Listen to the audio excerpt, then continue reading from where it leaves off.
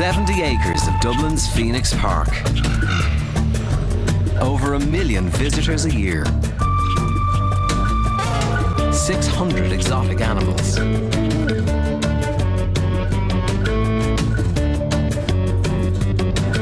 22 dedicated keepers. Welcome to the zoo. Coming up, a new arrival at the sea lion habitat. The latest technology is called in for an injured gorilla. And baby tapir MJ starts to explore his new surroundings.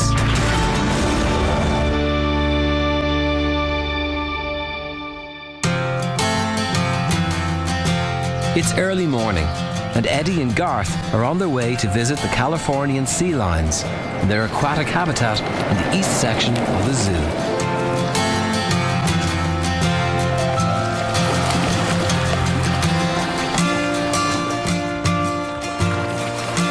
These are our Californian sea lions. Californian sea lions are, as the name suggests, found along the coast of California, also further north and south of that though. They are carnivorous animals, and they have the same dentition almost as a dog. They feed primarily on fish. That's what they specialize in. They're very agile hunters. They're very able to catch fish and other aquatic animals. But they're not restricted to fish. They'll take things like squid, the odd crab, lobster, even a seabird if they're really hungry. Now, normally we have a couple of seabirds dotted around here, gulls and herons and so on. Our guys here aren't particularly interested in them because they get very, very well fed here. We feed our guys here around about 2 to 3 times a day. And we also do quite a bit of training with these guys. So every day in season, during holiday season, we'll actually put on a bit of a presentation for our visitors. And we'll also do a lot of husbandry training. Now, husbandry is basically just a fancy word for managing animals in human care. And by training them, we can make our lives and their lives easier and less stressful when it comes to routine procedures. A few months ago, the group lost its patriarch, the oldest and largest sea lion in the zoo, leaving the group without any males. We've unfortunately lost our very big male, Danny. He was a great animal here. The public loved to see him. He was a beast of around about 280 kilograms, a really fantastic example of a male Californian sea lion. As gentle as could be, wouldn't harm a fly. He was really a fantastic animal. You know, we have our girls here still, Sienna, Cassie and Flo. And Cassie and Flo are both Danny's progeny, so they're his handiwork. And we've also just found out very good news that Sienna is pregnant as well. So although we sadly miss Danny, he has left us with a little legacy. We're hoping it's going to be a little male, and we'll then name him after Danny Jr. or DJ. We've got the name already. So yeah, it's holding thumbs and hoping everything goes well with the birth.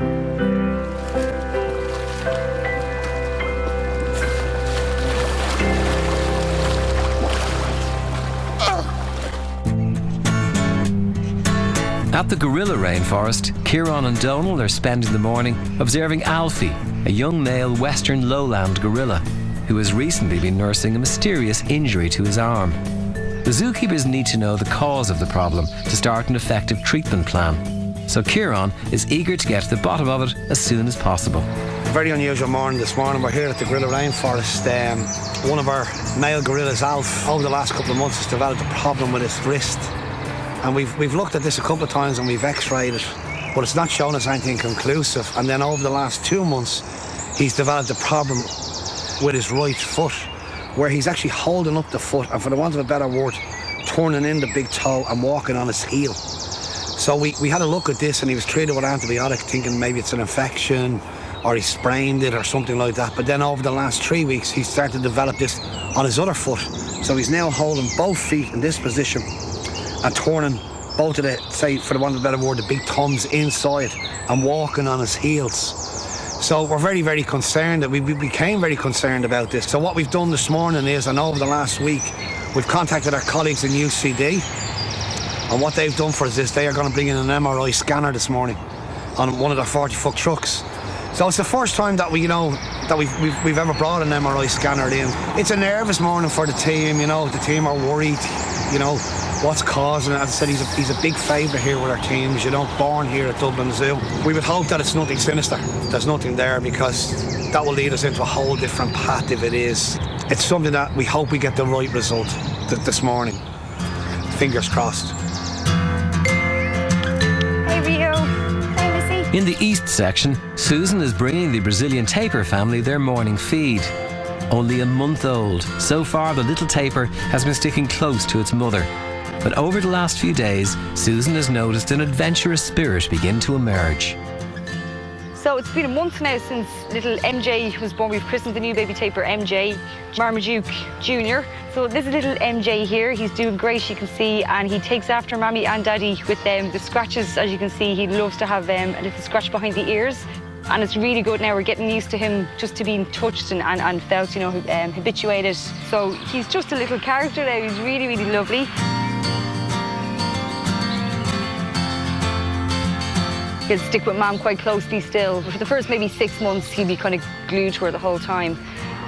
But he's quite an inquisitive little guy. For tapirs, they're usually very kind of quiet, and he's just doesn't care. He's straight out there, over to everyone, investigating everybody.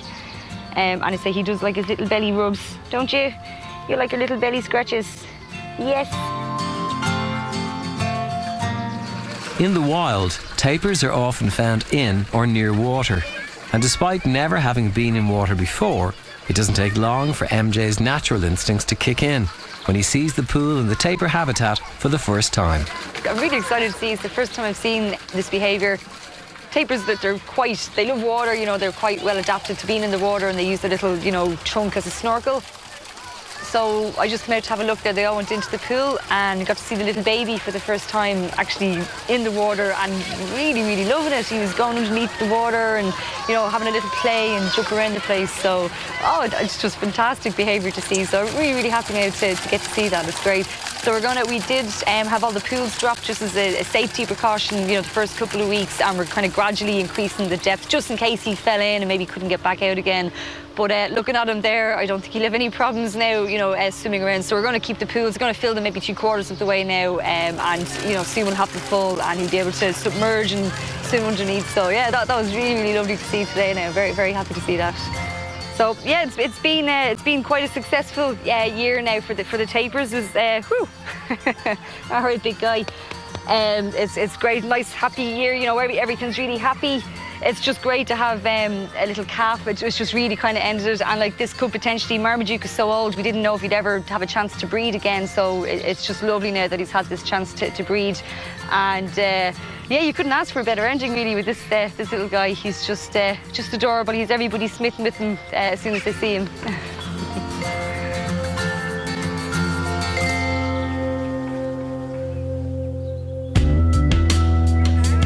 Back at the gorilla rainforest, a large team of zookeepers and vets are gathering for Alfie's MRI scan. Kieran is hoping it will help them find an answer to the mystery of the young gorilla's injured arm. What we have here is the veterinary team from UCD with our own veterinary team and all our keepers. So we're almost ready there. The darts are just being prepared there to knock them down. So within the next 5 to 10 minutes, we should be able to knock them down. That'll take about 20 minutes for the drug to work, and then we will move them to the scanner straight away. Royalty, sister. Royalty. Okay.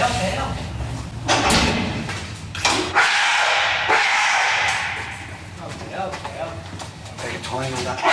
Yeah, it's just administer the anaesthetic there from to take him down, so it'll take about 10-15 minutes, and then we should be able to move him straight to the scanner, so everything's going according to plan. Rest of the trooper outside eating away, so everything's nice and calm, and hopefully everything will go well now.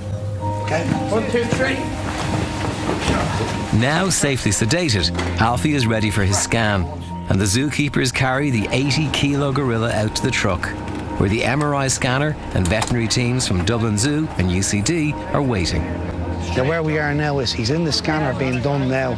They're taking many images there of the shoulder, the spine, up on top of the head or the chin here, so they can see the spinal column coming back out. And this is going to determine if there's nerve maybe damaged there or nerves trapped that are leading down to the shoulder and affecting the feet. So that's exactly where we are now. It's a process that's going to take about an hour and 20 minutes. So we're only at the early stages of it. And so far, you know, we haven't got any feedback yet from the veterinary teams inside, but everybody's, you know, waiting for that bit of news that there is nothing there. That's hopefully what we're going to find. And it may be just something small, but at the moment, he's in the scanner being done, and fingers crossed, as we said, everything's going well so far.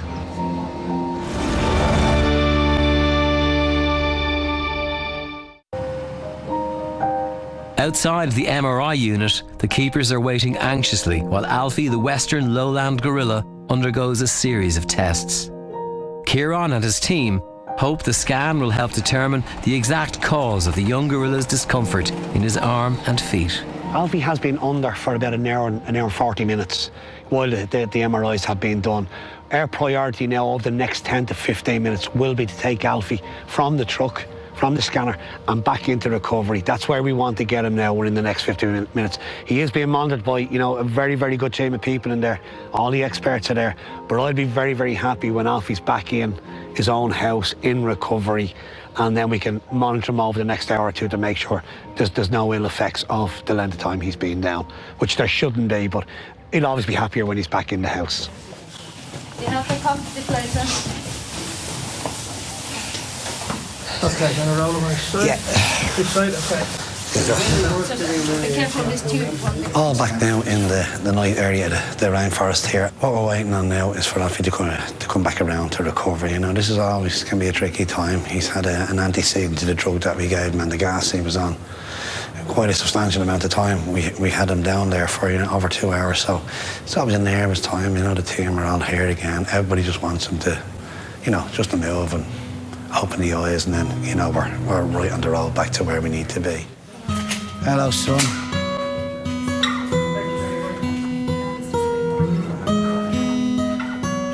Hey, good boy.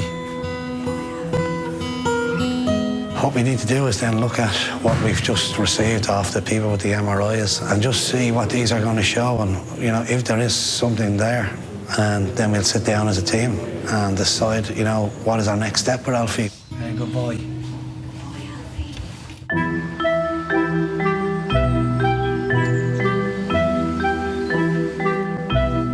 On the other side of the zoo, Garth is spending the afternoon looking after some of the reptile house's most intriguing inhabitants. With over 3,000 species found throughout the world, they are nature's true masters of disguise, the stick insects. Well, we're in the isolation room of the reptile house here at Dublin Zoo, and this is one of the inhabitants in the back here. This is a female Thai giant walking stick, the third longest insect in the world. You can see she's almost 2 feet long. So very, very big critters. You can have a look at those spikes on their legs over there. I just experienced a couple of seconds ago what it feels like to get pinched between them. That's one of the defense strategies that they have.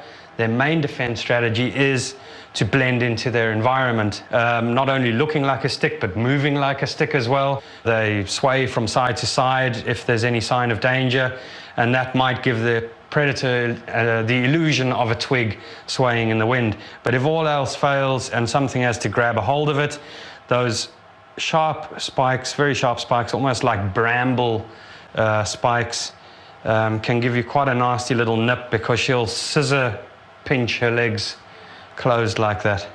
And if you're not expecting it, it will definitely put you off trying to eat it. Several hours later, and Alfie is back on the island with the rest of his troop. The results of the scan have been analysed by the zookeeper and the veterinary teams. And although the information will be useful, the results are not quite as conclusive as Kieran would have hoped. As you can see, this black spot, this is a mineralization within the nerve. The scan that we've done, the MRI that's been done on Alfie has been a success to a degree. I mean, it's given us an indication up on the shoulder area that there is a problem there. I mean, what it specifically is, it's very hard to determine. It could be an old trauma that they've looked at there, that he may have injured that area, you know, as 4 or 5 years ago. And there's some sort of clotting there was, and now it's caused a problem with some of the nerves travelling through a channel there. But it can't sort of, they couldn't say to us, even with the MRI or the CAT scan, that this is exactly what's wrong with Alfie's hand. So what we do now is, I mean, it gives us a much broader way of treating Alfie, of looking at him. Now we know what we're, you know, to a degree, what we're dealing with. So what we'll do over the next couple of months with him is monitor his health progress. See, does it get any worse? You know, see, does it get any better from the medication that we'll put him on? Hopefully it will get better. But I mean, this is going to be a long process for Alfie. Like, it's not going to get better overnight. So again, that's where the expertise of the teams that we carry here, our veterinary teams and our keeper teams, will monitor Alfie on a daily basis, you know, and see, you know, is warm weather, cold weather, is anything like this affecting it? So, I mean, it's just going to be, you know, an ongoing medical issue for Alfie into the future. But as I said, he's a young animal, and we'll do everything within our power to make sure that he lives a full and fruitful life.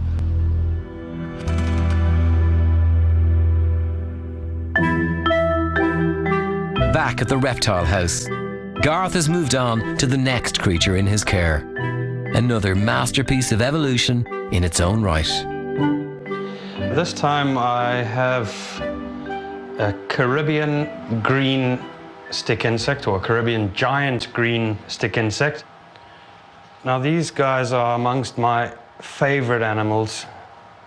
They're just such remarkable examples of evolution and specialized evolution.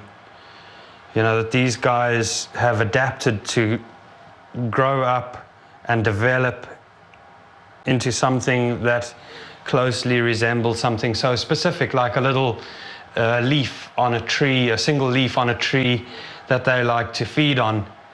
You know, on any other tree, they'd probably stick out like a sore thumb and be easy for a predator to find. But because these guys like to feed on the leaves of eucalyptus trees, they have evolved to look like a eucalyptus leaf as an adult.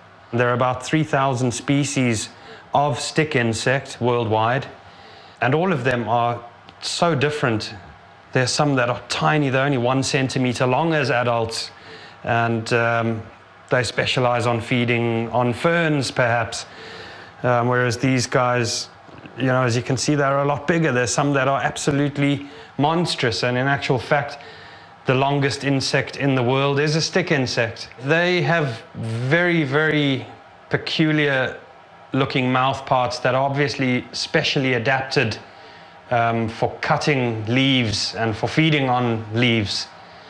And they are seriously creepy looking.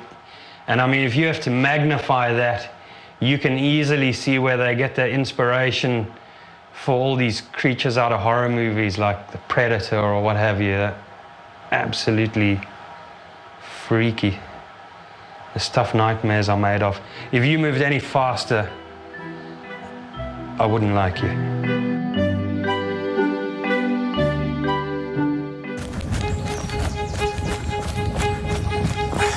Eddie has just received an urgent call from his team to get down to the sea lines as quickly as he can.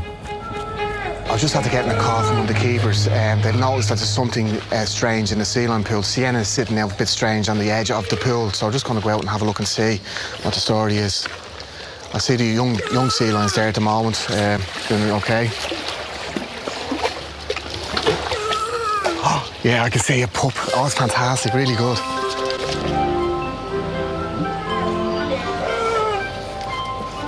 Brilliant, yeah, definitely a pup. Fantastic, really good, absolutely. Hey, girls, you got a little girl, huh? Hey? It's amazing that we have a pup this year because we have unfortunately lost our adult male, Danny, back in September in the middle of breeding season. So we didn't know if Sienna was pregnant or not. But over the last couple of months, we have been noticing our her belly getting enlarged. So we're hoping and keeping our fingers crossed that she would produce a pup. And this morning she did, which is absolutely amazing that she has produced this fine pup. The placenta is still attached to the pup, but over the next hour or so, that placenta will fall off and the pup will move around a lot stronger. Placenta is what the pup survives off. It's what's inside in the mother's womb. It's attached to that, and that's where it gets all its nutrition. And when it gives birth, the mother passes that placenta as well, and the pup will feed from that for an hour or two. And then it dries out and it breaks off, and then it'll go off and suckle from its mother then, and that's when it gets its first milk. So hopefully in the next couple of minutes, it'll actually suckle from its mother and get its first milk, which is an important part of the bonding of the pup to its mother. Good girl, Sienna. Really good girl. What she's trying to do now is Sienna is she's presenting herself to the pup to allow her to suckle from her so she can build up strength. Pups will develop very quickly over a few days because the milk that they take is very rich and very fatty. It's good to see the pup is now bonded with its mother. Sienna has allowed her to suckle. Watching the pup suckling there, you can actually hear it sucking very strongly, which is very important because pups can be very weak and not able to get milk from the mother. So listen to the pup suckling there. It's been brilliant. Sienna has presented herself to the pup, allowing her to bond with her, which is very important that they do this at this early stage. So it's really great to see this happening. The pup is now falling asleep now, which is good to see as well, so it's happy now. So what we're going to do now is just leave them be, and we'll come back later on, just check, make sure everything's okay. But fingers crossed, everything should be okay, so fantastic. Next time on the zoo, DJ, the baby sea lion, attempts his first swim. The last African lioness in Dublin Zoo. And two young gorillas prepare for an unexpected reunion.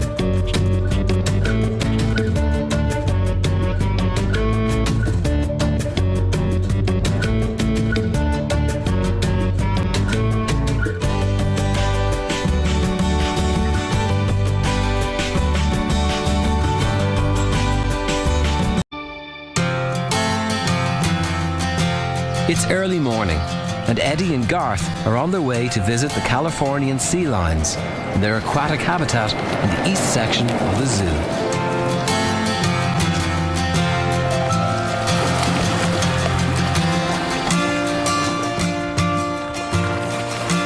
These are our Californian sea lions. Californian sea lions are, as the name suggests, found along the coast of California, also further north and south of that though. They are carnivorous animals, and they have the same dentition almost as a dog. They feed primarily on fish. That's what they specialize in. They're very agile hunters. They're very able to catch fish and other aquatic animals. But they're not... Matriarch, the oldest and largest sea lion in the zoo, leaving the group without any males. We've unfortunately lost our very big male, Danny. He was a great animal here. The public loved to see him. He was a beast of around about 280 kilograms, a really fantastic example of a male Californian sea lion. As gentle as could be, wouldn't harm a fly. He was really a fantastic animal. You know, we have our girls here still, Sienna, Cassie and Flo. And Cassie and Flo are both Danny's progeny, so there is handiwork. And we've also just found out very good news that Sienna is...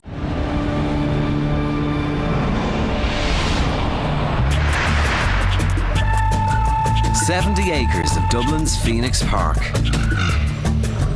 Over 1 million visitors a year. 600 exotic animals.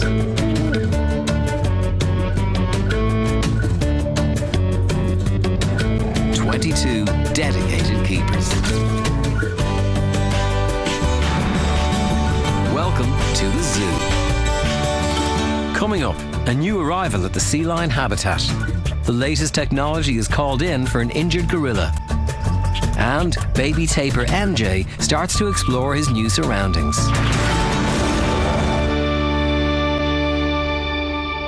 Pregnant as well. So although we sadly miss Danny, he has left us with a little legacy. We're hoping it's going to be a little male, and we'll then name him after Danny Jr. or DJ. We've got the name already. So yeah, it's holding thumbs and hoping everything goes well with the birth.